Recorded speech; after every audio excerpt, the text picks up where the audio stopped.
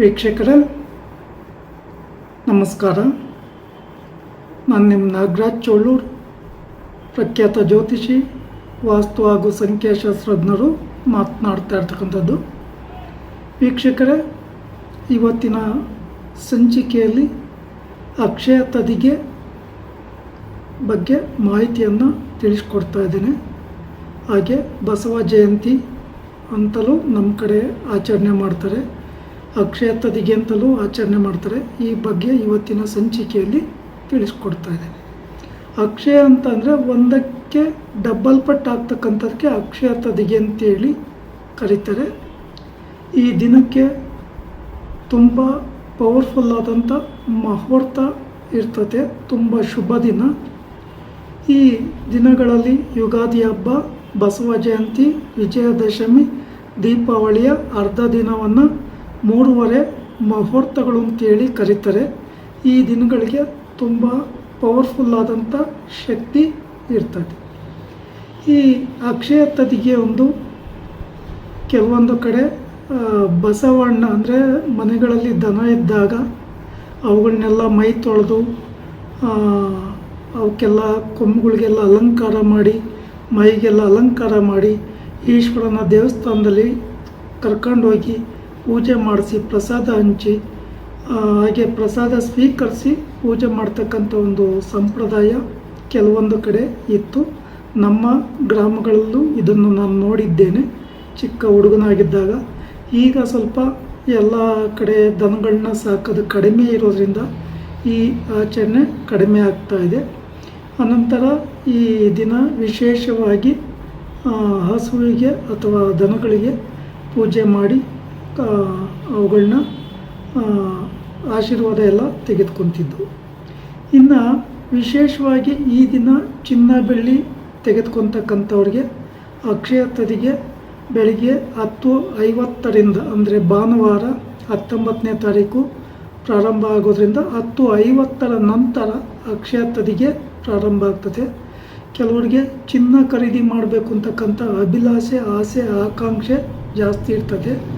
ಈ ದಿನದಲ್ಲಿ ನೀವೇನಾದ್ರು ಚಿನ್ನ ಖರೀದಿ ಮಾಡಬೇಕು ಅಂತ ಇದ್ದರೆ ಅವಕಾಶ ಇದೆ. ಭಾನುವಾರ ದಿವಸ ನೀವು ತೆಗೆದುಕೋಬೋದು.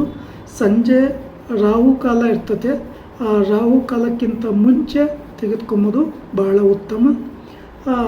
ಒಡವೆ ಅಥವಾ ಬಂಗಾರ ಏನು ತರ್ತಿರೋ ಅದನ್ನು ನೀವು ಸೋಮವಾರ ಬೆಳಗ್ಗೆ ದೇವರ ಹತ್ತಿರ ಇಟ್ಟು ಪೂಜೆ ಮಾಡಿ ನಮಸ್ಕರಿಸಿ ಧಾರಣೆ ಮಾಡ್ಕೊಂಬೋದು, ಭಾಳ ಒಳ್ಳೆಯದು. ಇನ್ನು ಕೆಲವರು ಈ ದಿನದಲ್ಲಿ ನಾವು ಭೂಮಿ ಪೂಜೆ ಮಾಡ್ಬೋದಾ, ಮನೆ ಕಟ್ಟಲಿಕ್ಕೆ ಪಾಯ ಪೂಜೆ ಮಾಡ್ಬೋದಾ ಅಂತೇಳಿ ಕೇಳಿದ್ದಾರೆ.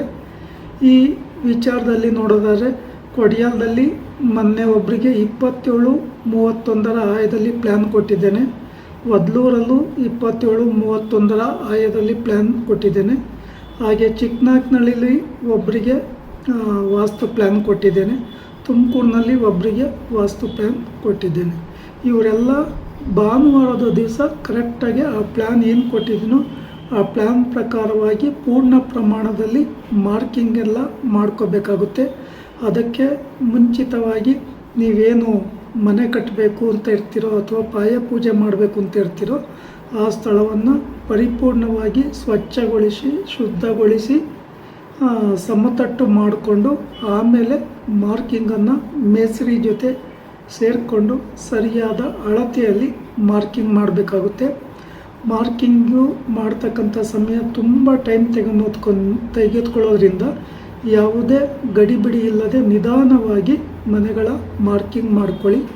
ಮಾರ್ಕಿಂಗ್ ಮಾಡಿದ ಮೇಲೆ ಆ ಎಲ್ಲ ಗೂಟಗಳಿಗೂ ನೂಲು ಹಾಕ್ತಕ್ಕಂಥದ್ದು, ಆ ನೂಲಿನ ಮೇಲೆ ಬೋರ್ವೆಲ್ ಮಣ್ಣಿನ ಪುಡಿಯನ್ನು ಕೆಲವರು ಹಾಕ್ತಾರೆ ಗುರುತಿಗೆ.